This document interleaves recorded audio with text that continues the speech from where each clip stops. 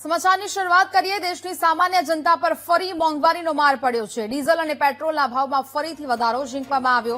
છેલ્લા 10 દિવસમાં સતત ત્રીજી વખત ઈંધણના ભાવ વધ્યા છે। પેટ્રોલના ભાવમાં 87 પૈસા પ્રતિ લીટરનો વધારો ઝીંકાયો।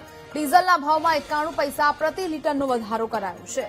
મે મહિનામાં પેટ્રોલ અને ડીઝલ 5 રૂપિયા મોંઘા થયા છે, તો ફરી એક વખત છેલ્લા 10 દિવસમાં ત્રીજી વખત ઈંધણના ભાવ વધ્યા છે અને તેને જ લઈને હવે જનતા પર વધુ એક માર છે મોંઘવારીનો પડી રહ્યો છે।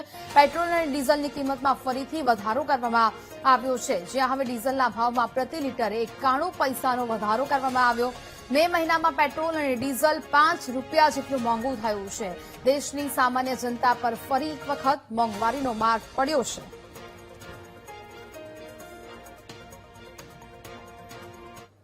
હમણાં ઘણા બધા પેટ્રોલ ડીઝલના ગ્રાહકો તેમજ મીડિયા તરફથી મારા પર ફોન આવ્યા છે કે આજથી પેટ્રોલ અને ડીઝલના ભાવમાં કંઈ વધારો થયો છે, એ વાત સાચી?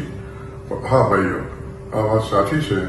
આજથી અમલમાં આવે તે રીતે પેટ્રોલમાં 86 પૈસા તેમજ ડીઝલમાં 94 પૈસાનો વધારો થયો છે, એ વાત સાચી છે અને જે ભાવ આજથી અમલમાં આવ્યા છે।